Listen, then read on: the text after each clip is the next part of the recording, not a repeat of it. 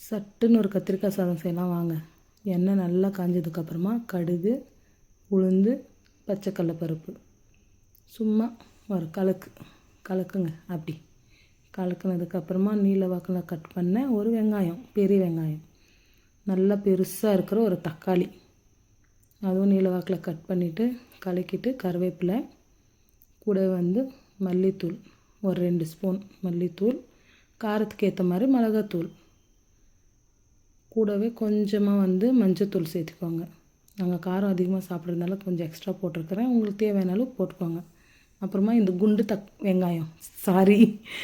குண்டு கத்திரிக்காய் அதுவும் போட்டுக்கோங்க.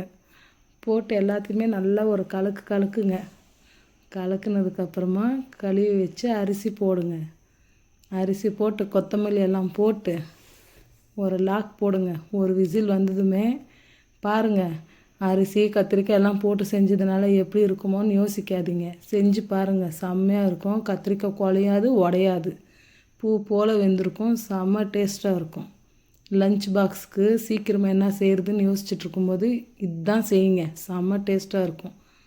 உப்பு தேவையான அளவு போட்டுக்கோங்க. லாக் போட்டாச்சா, ஒரே ஒரு விசில் தான்.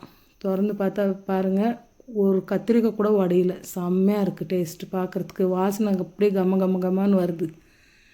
கண்டிப்பாக வீட்டில் நீங்கள் ட்ரை பண்ணி பாருங்கள். உங்கள் பசங்களுக்கு கொடுத்து விடுங்க. லஞ்ச் பாக்ஸுக்கு சீக்கிரமாக செஞ்சிடலாம், செம்மையாக இருக்கும். பாருங்கள், ஒரு கத்திரிக்காய் கூட உடையில. 10 நிமிஷத்தில் செஞ்சு முடிச்சிடலாம்.